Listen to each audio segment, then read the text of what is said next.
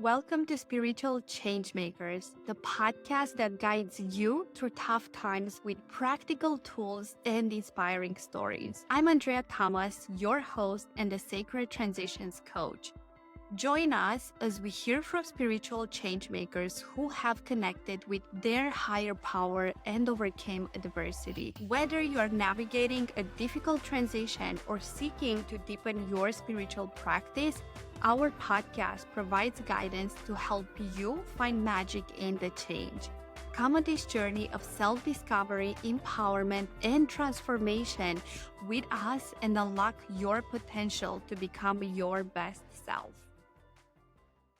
Welcome everyone to a new podcast episode on Spiritual Changemakers for the new series of Decoding Conscious Relationships. And I'm so thrilled, so excited for the guests today. Oh my gosh, like when you're gonna watch this episode, just make sure you applaud and you cheer them on. And I'm like, I just know it's gonna be so much juice in this podcast episode. And they really are an authentic couple, relationship coaches that walk their talk. And they've been highly recommended to me by a good friend of mine she has been studying their work now for a couple of years. And the moment I went on and researched them, and I'm like, yes, I would love to have them on as my guest, because I'm really seeking right now to bring on the experts on relationships. And I do see them as such. So please welcome Jen and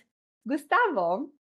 And just a little bit about them, so you know who they are and why should you listen to this podcast episode where they're gonna share very authentically and real about what it actually takes to build and create a conscious relationship. And their story started that they have actually been in a lot of miserable relationships, and they realized that something has to change. And before they actually met, they decided to work on themselves to understand why they were keep entering toxic relationships and address the root causes, which I'm very keen to dive into that later. Through this intensive healing journey, they both came to a realization that they were the common denominator in their relationship equation. And it was up to them to change their own belief system, heal their own pain, and upgrade their own frequency in order to meet the right person and establish a healthy, functional, and loving relationship.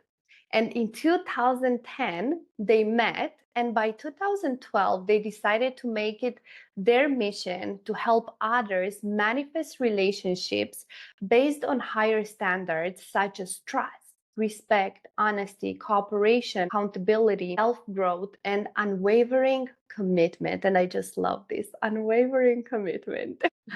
And with over 12 years of relationship coaching experience, and Jen have helped thousands of single men and women get ready to attract high quality partners and meet their true love, as well as they have helped many, many couples. So I'm so excited to have you on, guys. Welcome.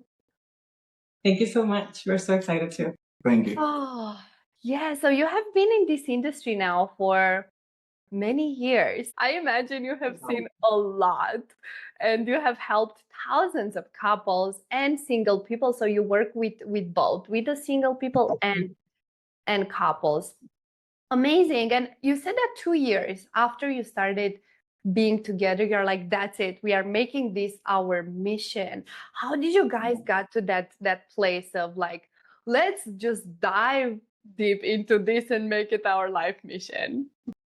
Well, before meeting Jen, my first venture was energy healing. And in 2007, I went full on into this journey. And one of the biggest inspirations for me was to heal my relationship and to attract a high quality, high frequency partner. And so I spent 3 years traveling the world, reading books, researching, applying all these healing techniques. And finally, in 2010, I met Jen. And when we met, I she told me she had also been in a very similar healing journey in her own unique way. And so when we started dating, 2 years in, the relationship was pretty solid. We knew like this was it, this was the last relationship. And one of the missions that was kind of revealed was, help people go through the process, because it was very challenging. And I said I could make it so easier for people, expedite the process, go through those milestones.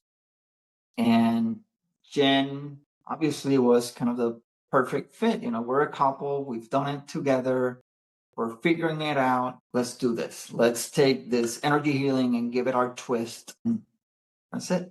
We also, something that is unique about our story is that we both used manifesting techniques. Interestingly enough, when we met, I had been single on purpose for a year because I noticed that I kept attracting the same person. And I wanted to work on myself. I wanted to manifest something different. And we used manifesting techniques that then we confessed to each other that we had done it. And that was a lot of it. In addition to the fact that I feel like in every generation, you can be the person that breaks the cycle. And in my case, I did not come from a family of people that were married, right? Like everybody in my family was pretty much divorced. And in his family, married, but, unique challenges. And so we made it our mission, our personal mission, to create something different, to go a different route, to explore relationships and figure out what is that other version, those higher standards you talked about. And the results have been amazing. And we said, we know the impact that relationships have in every aspect of your life. Picking the right person or picking the wrong person can have major consequences in life, and how powerful it is, not only in your own life, but that, if you have children, etc., to have the tools to navigate relationships and to do it better, to be happier, to use it as a tool for self-growth and spiritual evolution. So true. And that's what got me, now on this path of like really learning and decoding these like conscious relationships, because I've been into 7-year relationships and I wouldn't say they were the happiest. And then after, I was noticing how I was keep attracting the same type of people. So I'm super curious to hear when you said you knew from the beginning that, okay, this is it. How, like, is there a feeling? How do you know if you are like maybe lying to yourself or you are settling? And I would love to hear your take on that. Interestingly enough, he knew the minute that he saw me that I was, based on the manifesting technique he used. He can tell you more about that side of the story. But when you do it, when that pursuit of who you're looking for is conscious, right? You're just not waiting for whatever shows up. Most people approach relationships, let's see, I'll go to a bar, I'll go with friends and see who I'm attracted to. But what instead you do the work first on yourself and you make that a conscious process of manifestation, the attraction feels different. We talk about karmic attraction versus a soulful, a deeper connection. And they feel different. And one of the keys for me became that because I kept attracting the same type of person, if I was attracted to a guy and he felt the same way that he had felt before, like in the past, to me it was an immediate no. I could tell immediately that it was a karmic attraction. And for me, the way that I describe that is like gravity. It's like that. It's like a pull. It's very physical, or, you feel literally pulled to that person. But when the attraction is deeper, it's more like you feel curious. Like when I saw him, and I don't usually go up to guys, you feel me. I'm like, I know. But I saw him and I was like, because we met actually at a yoga studio on a Friday night. And and where we're from, most guys are really into partying and all that, but I was over that. I can go out, but I wasn't, let's go out every Friday type thing. So I was very curious to see this young, attractive guy in a yoga studio on a Friday night. And to me, it was like, I needed to find out more. I was so intrigued. And so as you practice, you're able to distinguish between karmic attraction and an attraction that comes from your inner guidance. It's the best way. So as what Jen said, what I did was I wrote down the type of person that I wanted to meet. And I focused on really core, fundamental standards, traits. I wasn't being picky about looks or personalities. I went really deep.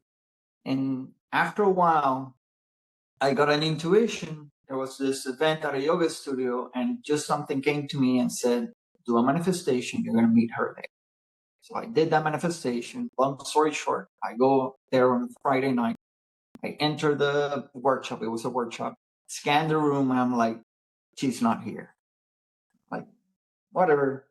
I'm here. I paid. Let me sit down. Go into the workshop. And like 5-10 minutes late, walks in Jen. I saw her. I'm like, boom, that's the one, right? And I know my story is very atypical. Like I do teach these techniques to my students, but obviously not everyone will get that experience of just knowing.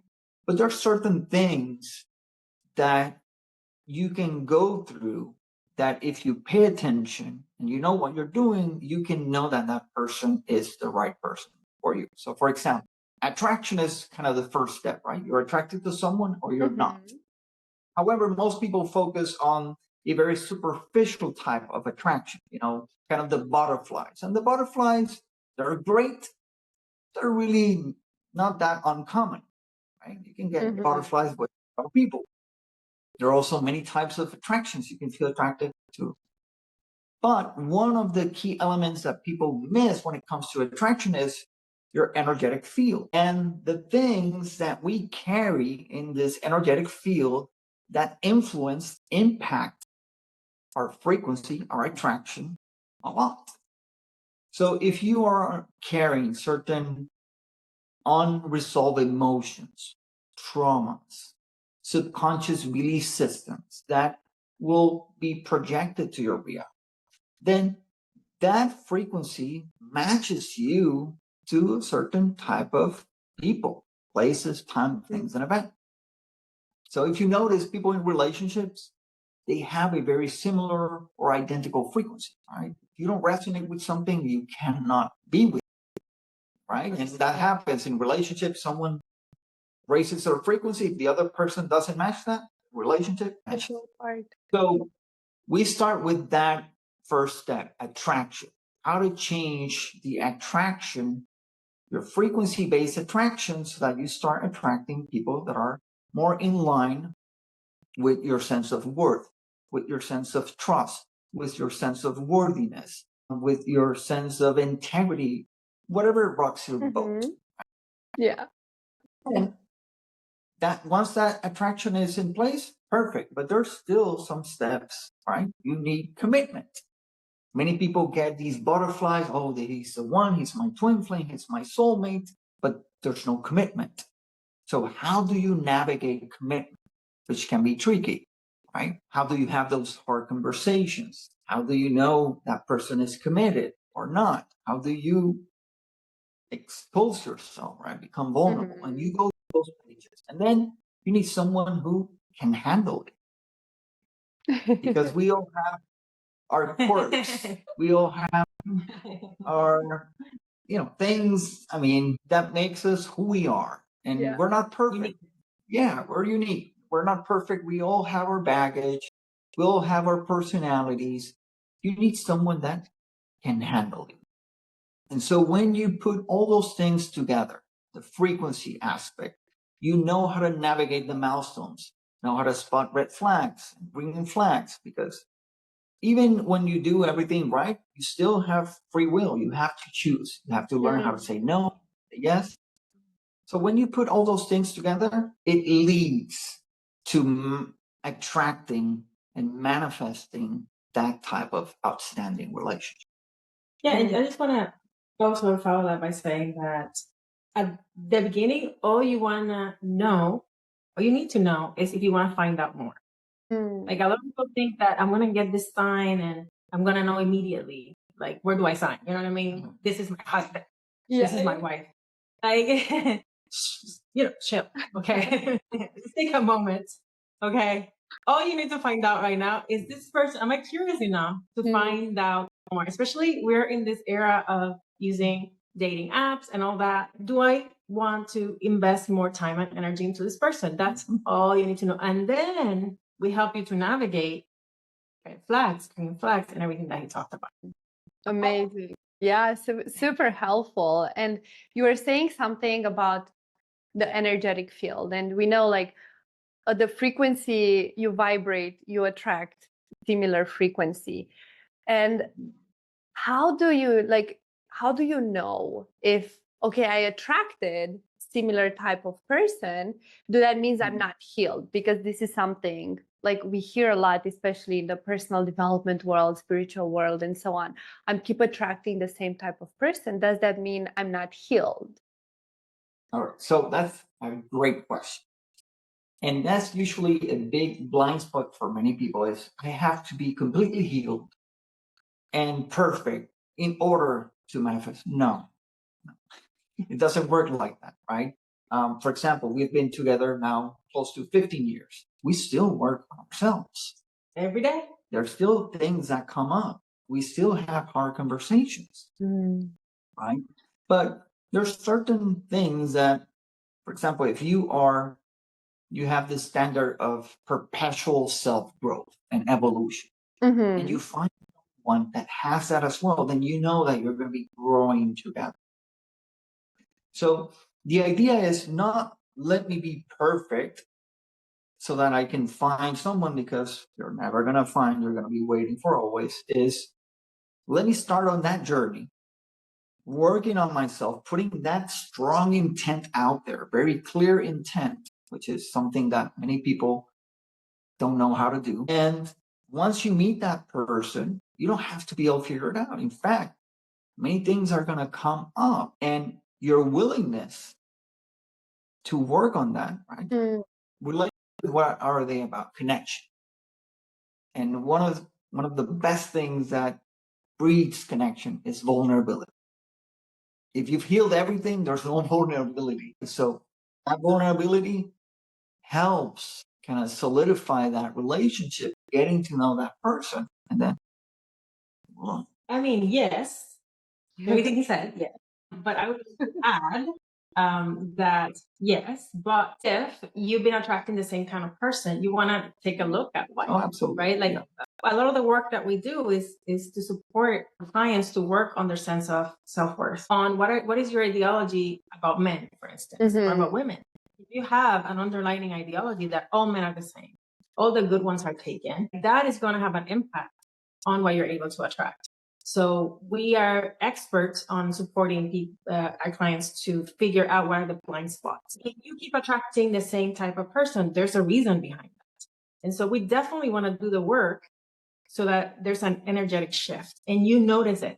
Because what you're attracted to changes, and what is attracted to you changes as well. Do you feel like you are worthy of love?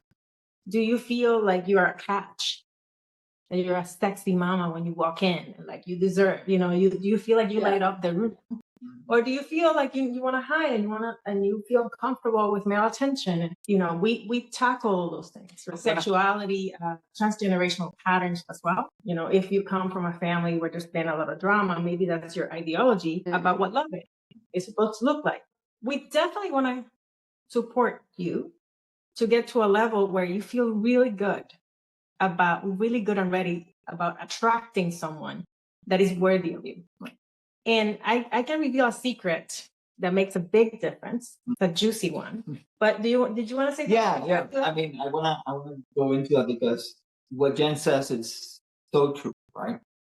What I was saying, combining what Jen has added is that, for example, when someone comes to us, what we excel at is finding those blind spots. So, for example, if you have a common denominator where in your relationships you get betrayed, or in your relationship, you have the fear of losing that person and you get into control dynamics. Then we look at that and we say, okay, let's find out what's the trauma or traumas behind that.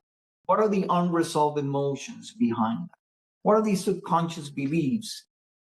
And then using our tools, we help you process, unwind all of that. Right? So, for example, reprogram. Yeah. Yes. Are you aware of Eckhart Tolle's, pain body? He coined the term the emotional pain body, right? Yes. Yeah. Okay. So but maybe you should explain it just for You can explain it so the listeners. Okay. For the audience. So the emotional pain body, Eckhart Tolle coined this term of this accumulated past pain that hasn't been resolved, hasn't been processed.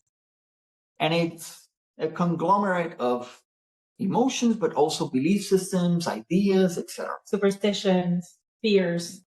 But it acts like an identity, right? We identify with that pain. And the emotional pain body is a great determining factor as to the type of relationship you're going to attract. So we look at someone's pain body. What's the pain that they haven't resolved? How can we unwind that, transcend that? So, for example, if you've been carrying or experiencing a lot of heartbreaks and your heart is closed, there's some trust issues, you need to heal that. Because then you'll attract emotionally unavailable men. It's a mirror image, right? Relationships are the greatest mirror. So just to recap everything we've said, it's a balance, right? You don't want to go for perfectionism, which is what a lot of people get stuck in perfectionism. The 18 million workshops and you think you're never ready. That's not good either, right? The relationship is going to support your spiritual growth. There's no greater mirror than relationships. That's why we are so passionate about them. Yeah. But you do, if you see a pattern, hey, you know what I mean? Let's do the work so that you can shift that and start to attract a different kind of person. Now, do you want me to tell you the secret? What is the juicy secret? The secret. I mean, I don't know if you relate to this, but for me, I felt like in all my past relationships, I would end up being sort of like the teacher. Well, that sounds like an ego trip, but it's not. I mean, everybody, you can learn something from everyone. Of course, I learned in every single relationship, but it was simply this thing that I had a lot of passion for working on myself, for reading books and, it's just what I do every single day. I'm very passionate about it. And I was with people who did not share that passion, the partners in the past. And so what I did before I manifested this one is that I placed the intent that I wanted to find someone that could help me grow. That would be my teacher. And that was the key. When I met him, we talked to each other like, okay, I found another alien, I found another one that is out there just like me, like he gets me. And we learn from each other. It's like, you know what I mean? We are passionate about the same things, but specifically about personal growth. And that's key because you're not going to find anybody perfect. You're not perfect either. But if you both can agree on that, it will help each other evolve. Then it's like you keep growing in the relationship. Yeah.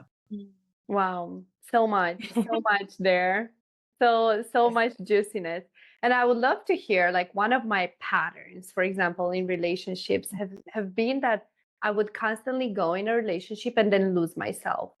I would forget my practices and what I like to do, and I would just go with whatever the man wants. And I've noticed that has been one of my blind spots or patterns, however we want to call them. What do you have to say about losing yourself in relationships? Okay, so that has to do with one of the most difficult patterns in terms of, okay, let's name it first. It's people pleasing. Yes, I'm sorry. I know. No, I know. People pleasing. Okay. People pleasing is one of those things that it's difficult because it seems very noble. A lot of people think, well, I'm just so nice, right? I'm pleasing everybody. But it's not really, if you study it, it's not noble. It's really an ego trip to a degree. And it stems from our deepest fear, which is not being loved. So one of the biggest shifts that we do with clients is that you have two ways of operating. You're either operating from wholeness, right? I'm overflowing. I love myself deeply. I'm deeply connected to the source. I keep myself in fullness energetically, and now I share that. Or you're operating from a fundamental fear of I'm not good enough, I'm not loved. And so there's a part of you, obviously this is subconscious, it's not something you're doing consciously, but consciously seeking love, approval, and appreciation. And when that's the case, what you end up doing is you try to figure out what the other person wants. It's like you see yourself through the eyes of other people. I call it self-conscious, but I call it other conscious. I think it's mispronounced. Instead of self-conscious, you're other conscious. You're always conscious about other people who are thinking of you. And then you're trying to modify it accordingly. And that's how you start to lose your authenticity. Yeah. And it's very common, by the way. Like, there's no shame here. Like, been there, done that. Extremely common in all the years that we've been working with people. And it's one of those patterns that takes practice and work to overcome. One of the biggest things that I tell people is assume that you are loved. I know it's easier said than done, but it's one of the key elements of healing that. And one of the biggest problems of being a people pleaser is that if you're not showing up as your full self, you're sort of subconsciously modifying who you are to get love, approval, and appreciation. What happens then? If somebody tells you that they love you? Yeah. What happens? You don't. Your subconscious mind doesn't believe that, right? Because you've created this facade, like me, I'm trying to please you so much that I'm changing my ways. My yes are not well defined. My no's are not well defined. I'm losing this personal power that I have. So yeah, when you lose yourself is in someone else, what's happening? You're trying to find yourself in that person. Maybe they're mirroring back a version of you that you like better. And so you kind of get addicted to that. So it stems from that. It could stem in many cases from the lack of self-love.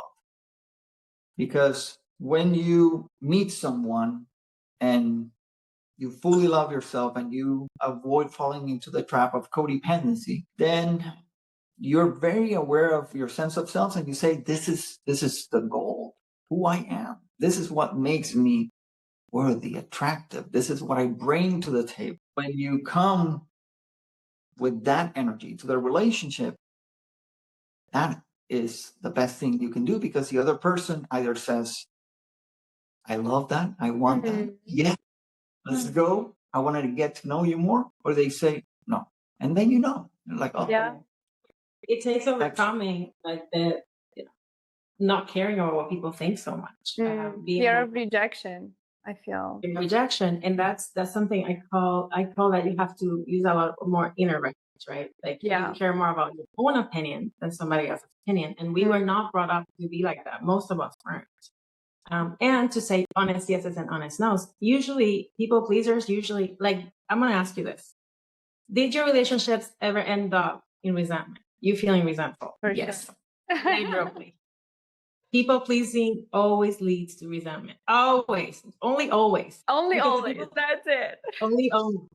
Every single time.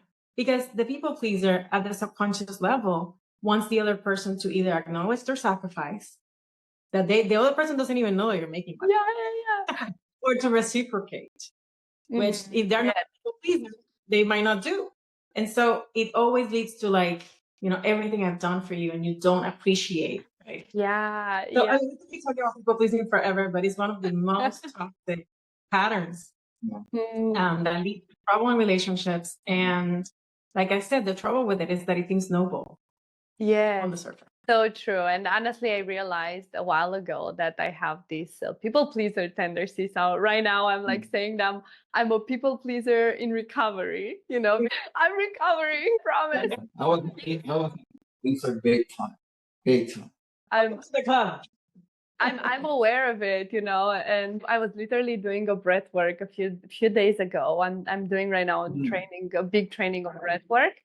And this is what came through. I'm right now in a relationship and I experienced some challenges. And I'm like, why do I have such a hard time like truly sharing and like just sharing how I feel and being like vulnerable and authentic with my share, you know. And what came through in that breath work, it was that the root cause, which I would love for us to talk more about, the root cause was that I was valuing more to be loved and accepted than speaking my truth. So I was valuing that more.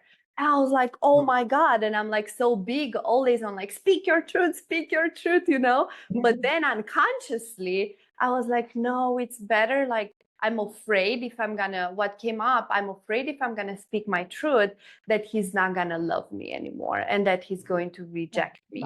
This is what came up. Yeah, Beautiful. That's an amazing insight. yeah, and it's extremely common, like that we do that, and it comes from when you're a little kid. I want you to think about this. Like I have a 6-year-old, a gorgeous 6-year-old girl, and this girl is the embodiment of confidence, right? Like she looks at herself in the mirror and she's like, I look great. Let's go. Yeah. You know, I know that all I have to do is not mess with that. Yeah. Right? That's all I have to do. I not teach her how to be not confident, not teach her how to be unhappy. I think that lack of confidence and unhappiness are learned and they're not our natural state. Yeah. But that being said, as you were growing older, you were given a set of standards, right? How to be a good daughter, how to be a good student, how to be accepted by society. And that and the way that the child interprets that is, this is who I need to be loved. And so you create a mental standard, and now you're constantly comparing yourself to that standard. And the worst part about it is that the first love that gets blocked off is the love that you have towards yourself. Because you say to yourself, subconsciously, again, there's two people here, right? The conscious persona, right? The go-getter, the I'm working on myself, and that's really who you are. We're talking here about the pain body, right? At the subconscious level, you keep comparing yourself to that standard and you say to yourself, I will love myself when I check all those boxes, right? And I will be loved by others when I checked all those boxes. And so there is where it comes this fear. What if people find out that I'm not perfect? What if, like, I show them, like, my darkness, my insecurities, my whatever. And nowadays, when this woke culture, there's a lot of pressure to, like, you can't be insecure or you always have to have it together. There's we call it the spiritual bypass. I mean, you see social media, everything's so curated. Right. Everybody's showing their best self. The best self, the successful, the perfect couple, etc. Yeah. And we've been doing this long enough to know that everyone struggles, everyone has their insecurities, their fears. Right. But when you're constantly bombarded with that, especially from a young age, right? Especially in those first 7 years where you have no filter, that becomes a blueprint of, wow, being famous means worthy. Being money means being worthy. Looking a certain way. Right. Looking at certain. So you create all these parameters or check boxes. Yeah, it spills into relationships. And so it takes doing the work of healing all that inner story of that's my worth. Like my worth is in my looks and who, I keep it together, blah, blah, blah. And to realize, right, a lot of the work is that we support people to do is to reopen the heart. Like the idea is that you grow older, and guys, listen to this, please. This is very important. You grow older and your heart opens more and more instead of closed, which is what happens to most people. You see older people literally hunched in because what they do is create more and more walls around their heart, right? And so the idea is to open the heart up and that you're able to be vulnerable, because believe it or not, that's really what creates that deep connection. It's like you're human, I'm human, and then you can connect at a deeper level. Right. And for example, if you were working with me, I would look into and work on that resistance to vulnerability. Because vulnerability is such a foundation, a pillar of relationships. And many people, they see it as weakness. They see it as something to be ashamed of. and they hesitate. They have resistance. What if I show my broken self, my insecure self, and they don't love me? But it's the opposite, right? You want to be able to be in a relationship where you can be able to open up. This is who I am. And for the other person to say, I see you, I got you, The best. The and best. and I'm in, and I love you even more because I see your humanity. I see, and then it's like, oh yeah, look at myself. I don't have it all figured out. Look at my Yeah, that pressure of pretending to be perfect, to always be figured out. Yeah. You know, especially if you are in this community where are very passionate about working on ourselves and striving for success. Many people feel ashamed of, I messed up or I failed. Yeah. I just want, I mean, I know it's a long answer to a short question, but I just want to add a little tidbit, which is simply that for women, it's even more complex because we had the feminine revolution and this created, so a lot of women like start to really suppress their feminine energy. And it's now coming back to the surface, which is really exciting. But it was this idea that feminine, vulnerable is weakness. So I'm going to take that and I'm going to, so that I can show up in the world looking strong and whatever. Anyway, so just a little added bonus. Ladies, that's part of the issue. For us, it's a little bit even deeper. But men have their own right of expressing their own and different challenges, different issues. You know, this is what I was talking even with my partner, and I was like, I feel like these past few years we've been living so much in like competing with each other, the men and women. No, women are more hurt because of this and because of this. No, men are more hurt. It's like, no, we are both hurt in different ways. And when we are able to come like together and see the humanity in that, then I think it would stop that competition that no, like I'm better than you or you are better than me, and trying to prove constantly which gender is better than the other, and realize that with our differences and coming together, it's actually what creates the beauty in the conscious relationships. And I think what you just said is so beautiful because competition, it's so ingrained in so many people's psyches that it spills into the relationship. And that's one of the biggest issues that people have is they come into the relationship with, I want to win. Yeah. Then the conflicts comes, the argument comes, and we're no longer a team. I'm the victim. I want to be right. You are the perpetrator. I want to win. And so it becomes competition. And when you have a competition in a relationship, there's going to be a loser. Yeah, it's always going to be a loser. And we also guide couples to go through the process of surrendering to the divine feminine, surrendering to the divine masculine. It's a process where you actually not only surrender to it within yourself, because obviously we all have both energies, but also to do it in the other person. And that shifts that paradigm completely. Yeah, I would love to hear from you guys, being together for so many years now, the importance of having a good sexual life. And how is it? Like, is it okay, you guys matched from the beginning? And what do you do if you feel like there is like no sexual chemistry? So for me, that's one of the things that I wrote in my manifestation. I was like, make sure. No, but that's true. But still, it's something that needs to also be explored, to be worked on. Sexuality is such a universe, vast universe. And there's the physical, the emotional, the spiritual. And it's something that we also work a lot in our practice because it's paramount. A relationship without sexuality, you're roommates. The sexual energy, right? It's something that you can take that powerful energy that gives life. That's how powerful it is. It can create life. You can channel it up to open your heart, to open your mind.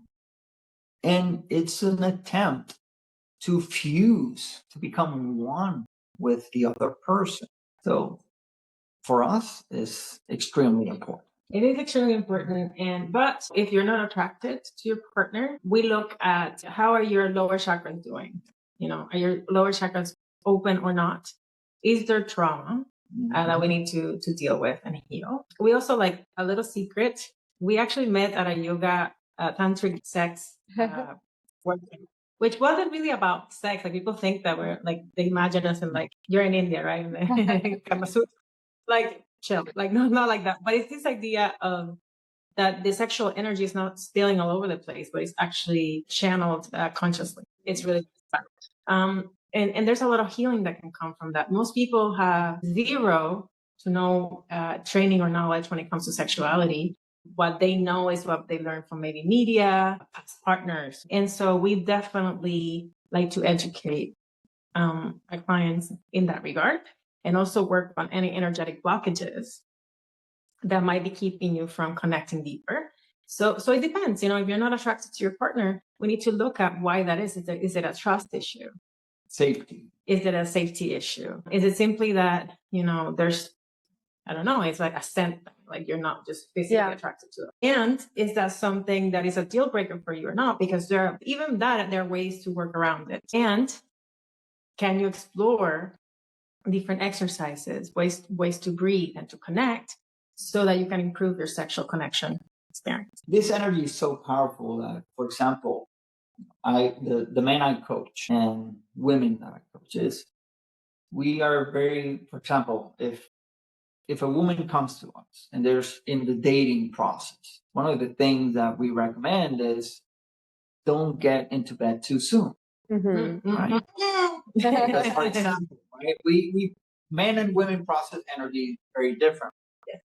And for example, men, we're hunters, and it's a very powerful energy, and we want to explore it, etc. And when that energy, there's other connections haven't been made, emotional connection, mental connection, and that energy is just express and release, the men can lose interest very quickly.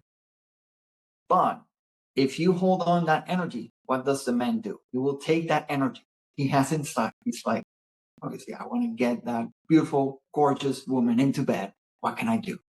And he's going to channel that energy to create other bonds with you, to get to know you. Deeper connections. Those deeper connections, mental, emotional, even spiritual.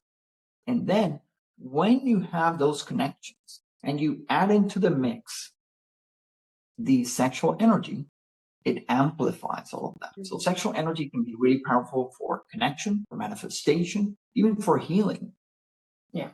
Does that answer your question? Yes, and I would still like a little bit of clarification on the fact that can it just be when that you also just don't have, how you were saying that smell, like that animalistic thing of the other person, and then is that something you can work around, or it's just we are not, like, it's forcing after that? That might be something even deeper. Like the smell could be something that is just manifesting from something deeper.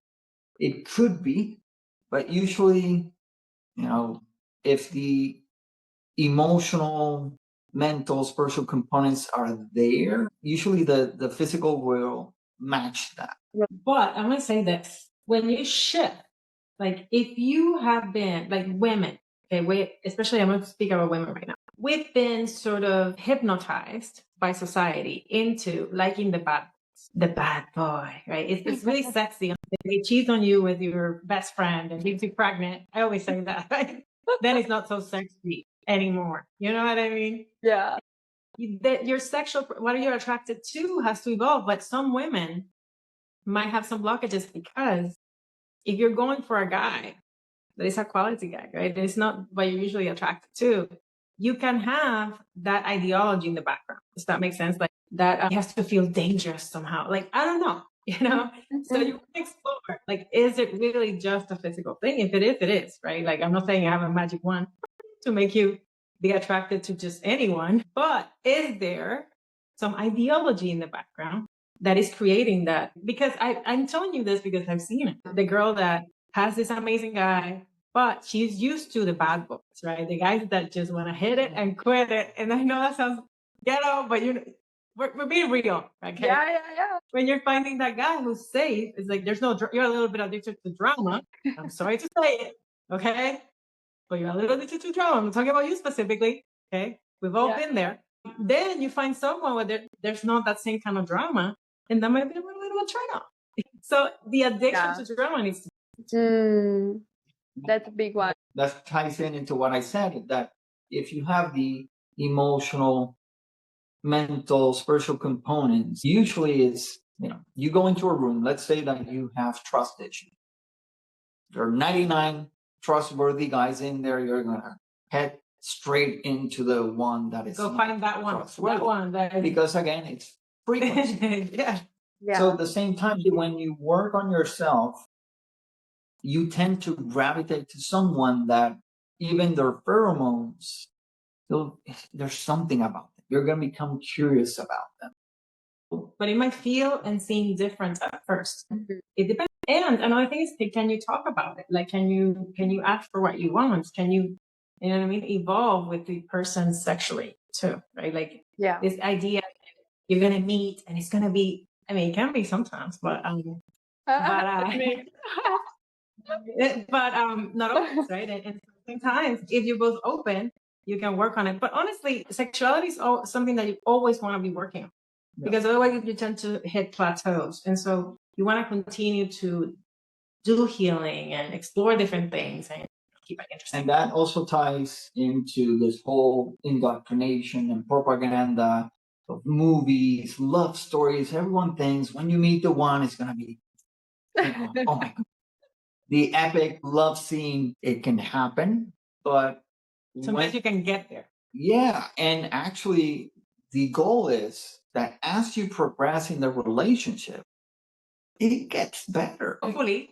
For most people, but for most people, the story is, when you're young and when you're starting going out, that's when it's amazing. You want to be all over other. But if you're 10 years in, 20 years in, you're more like roommates. That was one of the things where I said, sorry, but I don't want to go down that path. I want something different.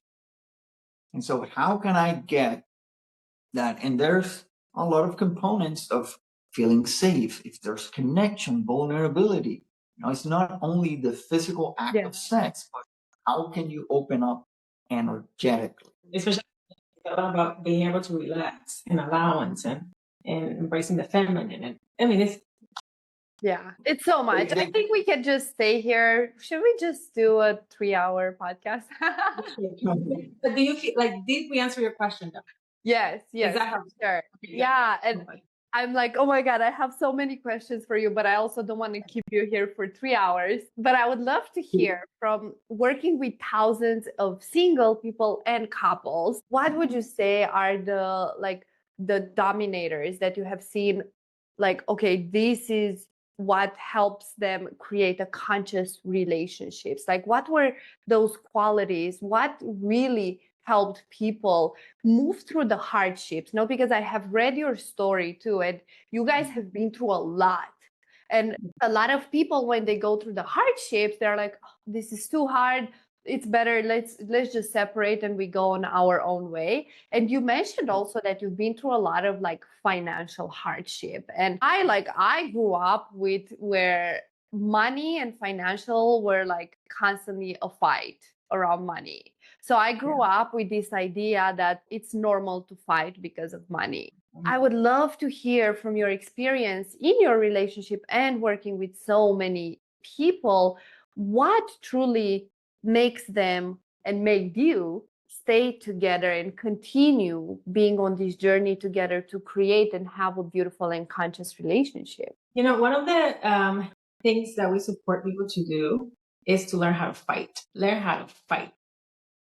Fighting is inevitable in a relationship. Going through hard times are inevitable. Like this whole idea, once again, that you're going to meet someone, it's going to be toodaloo, all like little butterflies and all the time. Not true. Okay. First of all, you have to come in ready because, like I said before, relationships are a mirror.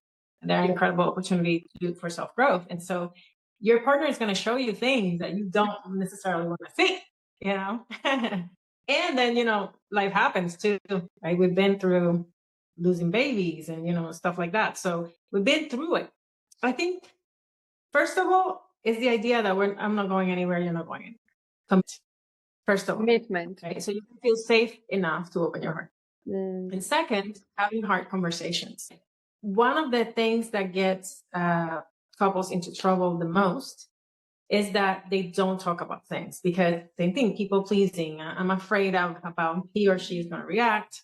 And so they don't talk about the hard stuff. You got to talk about the hard stuff, and you have to talk about it in a way that focuses on solving the problem.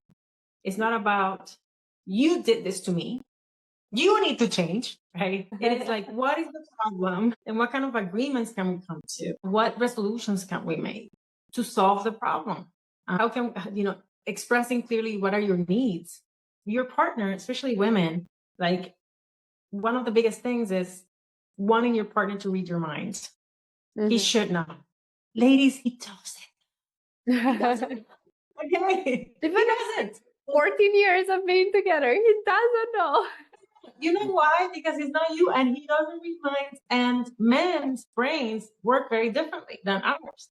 You are the experts on you. Like with this guy, I tell him exactly, you know, what I want, what I need. Like, I set him up for success. See what I mean? I tell Valentine's Day, you know, I will like this, this, and that. You know, I give him an idea. Then he takes, you know, if he wants to do something else, fantastic. But I set him up for success. And so those are key qualities. Commitment, expressing your needs clearly, and learning how to fight. Stop fighting. A lot of people have a very immature way of fighting and a very mature way of dealing with problems. You know, people are having still adult tantrums. You know what I mean? When I say adult tantrum, you know. I said it exactly. You're just speaking to me right now. You get into a fight, you storm into your room, close the door. Yeah. Anymore. People are still doing, right? I usually leave the house. I'm like, that's it. And so, we've done too, but it is about emotional mastery and learning how not to do that and how to fight in a more mature, conscious way. So what I was, you know, everything that Jen said, and how you make a conscious relationship is that it's having the calling for you to become conscious about yourself and saying, how can this relationship help? And like she said, arguments are inevitable. Every trigger that comes from the relationship is an entry. An opportunity for growth. Meaning that what happens is when people get triggered in relationship, in the beginning, there's the attraction and the pain bodies are hiding and everything is beautiful. And then the pain comes to the surface. And when that happens, people say, there's something wrong. No. This isn't right. But it's the opposite. It is right, because that's exactly what you need to work on. Yeah. So when you have this drive, this passion for self-growth, you will take that as an entry point for your awakening, for your evolution, for your healing. The wound is what light enters you. Exactly. Yeah. So when I'm in a relationship, if I'm conscious, I'm going to take notice of all of that and having an attitude of curiosity. How is this teaching me something about myself? What is my partner feeling? And I become curious about that. I seek understanding.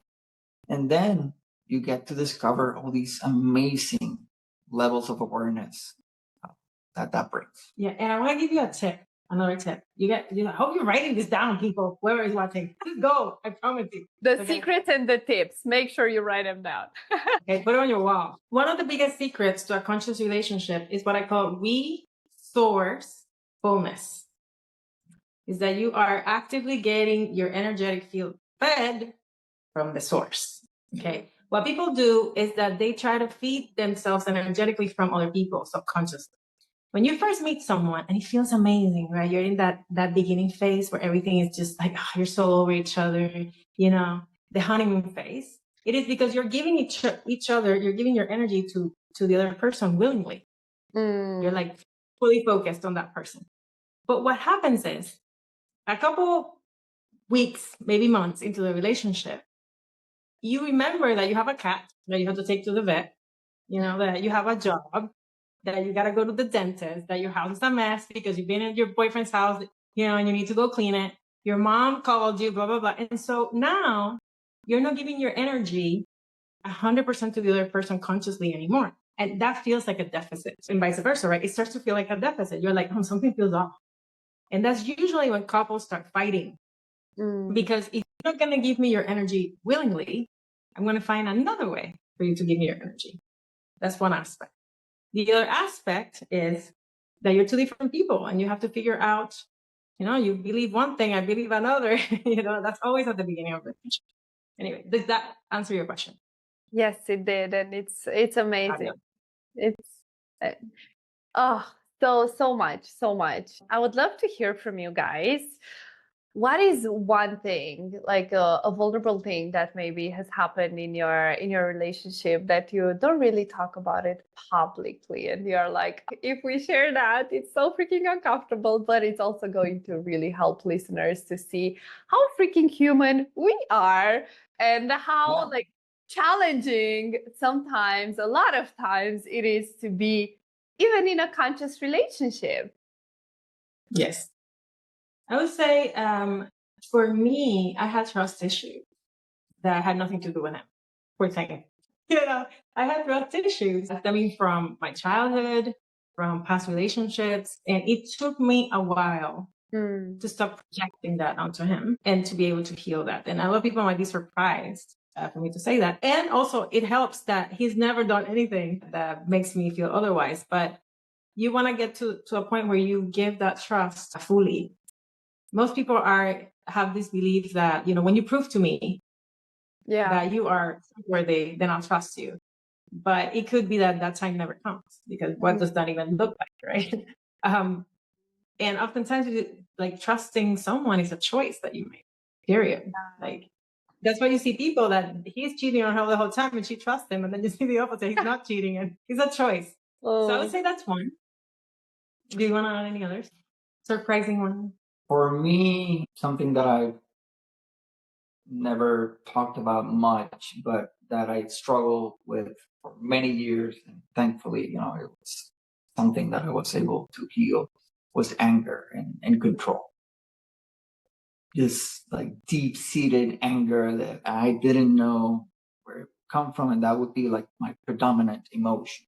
She's such a kind, gentle, beautiful person, and I am too, right? But this persona would activate and I would get really nasty. I mean, okay, but not like abuse. Okay? No, you're in an abusive situation. It's more of a like your go-to emotion. Using sarcasm. So I struggle with that. So no name calling. No, that's not allowed. Yeah, we have our non-negotiables and our agreements. So when we fight, we fight clean. The good way, yeah. We do our best. We don't take cheap shots. And if we do, you have to apologize. You have to make amends. And then control, for a big part of my life, I was kind of a control freak. And, when you're in this journey of energy healing and relationships, if you have a big need for control, you're going to get humble. So yeah, that's. And also the money thing that you mentioned at the beginning, as anybody, we are business partners and we're in a couple. Yeah. And we went through a pandemic like everybody else. We ended up moving, like we're living in Spain. We ended up moving back home. We had our ups and downs, and it's been a very powerful journey because it's like with everything else, what we did was like, okay, we're gonna dig deep and work on it, and the results. Amazing. Yeah. That's why we're traveling around the world now. Money was a big trigger for me in the past. I've done very well. I started my energy healing business in 2007, but I always had this fear, this worry, like I'm not going to have enough and I'm going to run out. And even when I got to like 6 figures, I was still in that. It's something that is subconscious, right? And she helped me awaken, like, hey, it doesn't matter. We've come out like so far, and you're still caught up in this. And I was like, okay, I need to take a deep look at this, go deep into what fears, and program my subconscious mind so that I can, sources my eternal supply. Yeah, that was tough, yeah, I would say money, love and money. And would you say there is a big connection between love and money? Like how together? Especially when it comes to self-love, which is a big one, right? If you really study it, when it comes to wealth, it is directly correlated with your sense of self-worth and your relationship to the universe, to God, to life. If you believe life is hard, things never work out for me, I have to work hard, all these things are obviously gonna create that mirror image, right? That's where you're gonna attract into your life, your relationship to yourself, right? I am worthy of money, I deserve money, and my work is worthy. All these things, it's important to look at and to see what is the subconscious programming. The law of assumption, right? Have you heard of law of assumption? It's what assumed to be true about life, and that's running in the background of your mind, and it has an impact on everything that you're able to manifest and attract. And so that it is crucial to identify that and to reprogram it. But yeah, like you said, it all comes down to love. You know why? Because fundamentally, we're operating from either love, I call it faith more than love, or fear. At your core, at your very core, you're either operating from love and faith, or you're operating from fear, meaning, are you projecting the worst case scenarios into the future? Or do you have faith that things work out for you? Yeah. And what I would have to say with money and love, I think there's a huge connection. Many couples struggle with the money issue because when you go into a relationship, there's so many layers and dimensions. And money is a huge part of our lives. And so, for example, when we met each other, I came into the mindset with it's all 50-50. Oh, that works. That went out the window real quick. Yeah. And then, I kind of questioned that, I healed that, and it completely transformed our relationship when I said, baby, I got you. And she said the same, I got you. Whatever we make is for us. And how you relate to money can also sometimes mirror how you relate to love, because money is about giving and taking. Are the channels of giving and receiving open? Yeah. That's something that's some of the tests that Are you afraid to give? Are you hoarding? It's such an interesting topic. You do that in your work, right? You work with abundance with people, right? Yeah. Yes. Abundance. Such a fascinating. Love it. Yeah. There you go. That's fab. Yeah, it's a wonderful combination. And yes, there's so much to learn. I think it's a super interesting topic because I believe the way that I see success is as a spiritual journey. There is what I call toxic ambition. Toxic ambition is when you are pursuing success because of how you want other people to see you. It's that whole people pleasing. It's like, I'm insecure. I'll be worthy when people think when I get the praise of people, then I'll know that I made it. I'll know that I'm worthy. And that always leads to trouble. In the end, that's why you see people seem to have it all and jump from the rooftop, it sounds horrible. It's the truth. And you look at their lives and you're like, wow, but you seem to have everything. Right? But it's because within that, but there's a path to success that is from passion and connection and being centered. And that's when, it's so different, like what you're able to manifest. I think it's super interesting. Yeah. It's, oh my God. You guys have like such a beautiful energy.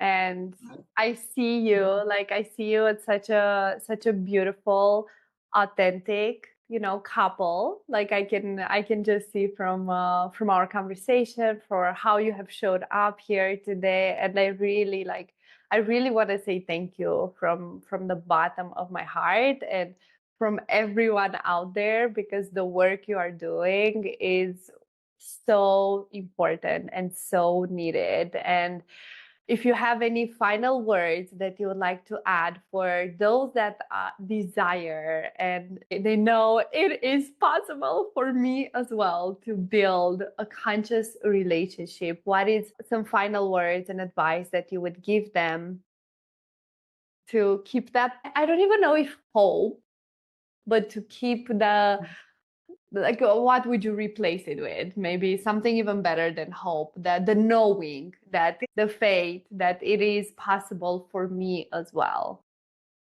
Absolutely. Ever since I was a kid, I had this vision, this idea of like, I'm going to find the love of my life. As I grew up, the reality became really confusing, but I dug deep and I said, no, no. So I think it really comes down to making a choice. You have to make that choice that is going to happen because I'm going to make it happen. It is inevitable for you. And having that faith that you're going to be supported. And once you put that strong intent, it's like the cliche, the universe will conspire. It will meet the people, the places, the things, the event. And then if you put that intent, be ready to say yes, to take action and take risk. If you take the risk, it's guaranteed. But you have to do it. You have to make that choice, and every step of the way, follow that. Okay, very good. Negative. I would say that there is 8 billion people on the planet. There's someone out there for you, right? And we don't subscribe to this idea that there's only one person. Yep. Like, don't buy into that. It only has to work once. Keep that in mind. With anything, it applies to business too. It applies to everything in life. It doesn't matter how many times. Whatever happened before now is what needed to happen for you to get to this level, for you to open up, because life is not designed to make you happy. It's designed to wake you up. And that's what I'm saying. That's not my words. And so oftentimes when you have heartbreak and all these things, it's because life was preparing you to get to that level where you can manifest a relationship that is worthy of you. So if we did it, you can absolutely do it. It is absolutely possible. Like I said, whenever you feel like, oh, no, it's not going to happen for me, just think about the fact that there are 8 billion people on the planet, right? You have plenty of possibilities. It's just a matter of what possibility are you energizing? Yeah. There's one that's going to be positivity. There's one that's going to be crazy about you. Many people, going back to I have to be perfect. Yeah. That is going to meet you right now as you are and say, I want to go on that journey with you. You are amazing. And as scathed or broken as you are, we don't believe you're broken, but yeah, that's why I'm, quote for those that are not seeing. I'm willing to go on that journey with you. And like Jen said, it only has to work once. And in that journey, some people are meant to teach you what not to do. Yeah. Or what you don't want. Right. Or what you don't want. And so, it's part of the journey, right? Your yes becomes really powerful when you learn how to say no. And so Keep the faith. Keep faith, keep focus, and operating from faith always, not fear. Keep the faith, not fear. It's so amazing, guys. And where do you spend most of your time? Like, you help singles, you help couples. You have courses, like I will also add in the show notes all your socials, like where people can find you, do in-person events, where, like, do you have a specific platform that you spend most of your time? Share just a little bit. I would love for you to brag about your work. So the main website for our relationship is Find the One, Keep the One, right? Which kind of embodies our mission that finding the one is a very important part of it, but then you got to do what it needs to be done to keep that relationship growing. And there you'll find our social media. But yeah, we work with singles and couples, and it fluctuates. Some months we'll have more couples, some months we'll have more singles. We have a limited amount of spaces available. We rotate as as spaces become available, we interview people and see, if we can help you, like if it's a good fit. But the work that we do is very personalized. We go deep into, it's not like just relationship advice. I mean, you know that you can go online right now and get like, oh my God, there's so much relationship advice. Some of them terrible, by the way. I mean, I'm not trying to judge or anything. Some of them is great, some of them terrible. You have to decide for yourself. But what we love to do with people is to really support them in their unique case. Because you know how it is in relationships, right? Like she said, I said, and then this happened, and then his mom called, and then my ex. Like every situation is so unique, and so it's really powerful to have someone that you can talk to that can see your particular situation, and that can. We also use a lot of intuitive techniques to try to figure out like what is the blind spot. Like I said, where is the healing needs to come that you can have that major shift. And something unique about us is that as a power couple, we work, when let's say you're single, you work with both of us. So you get that masculine perspective, you get the feminine perspective, and then we also do sessions, both of us, 2-1. And with couples, the same, I work one-on-one, she works one-on-one, then we switch, and then we have the couple on couple. That we both work with a couple. That was clear, right? Okay. I think it was clear. And we work, like Jen said, we interview people. We want to get to know you. We want to get the uniqueness and intricacies of your story. Because today we talk about common patterns and universal themes, but everyone has their own uniqueness. Yes. So we want to look into that, and then how can we come with what we have and help you, take you from where you are, whether it's single to finding the right person, or if you are with someone that you love, but it's kind of not working out, to being connected again, passionate again, in love and thriving. Getting it on. Yeah. Amazing. I'm sure you guys are doing absolutely deep, powerful, and transformational work. And I highly encourage people to go and check your work. And I will definitely keep in touch and check even more your work. And I'm looking forward to spread your message and for more people to get to know you. So thank you so much for coming and for being here and for sharing your beautiful wisdom and energy with everyone. Thank you for having me. Thank you so much. It's been such a pleasure to meet you and sending you lots of love. It's been an amazing experience. Thank you. Thanks for tuning in to Spiritual Changemakers podcast. To stay connected and help us reach more people like you, please subscribe, follow, and leave a comment. Join our community of spiritual changemakers on social media to connect with like-minded individuals and continue the conversation. Remember, the power to create positive change is within you. Keep showing up as your best self, and let's keep the magic of change alive. Until next time.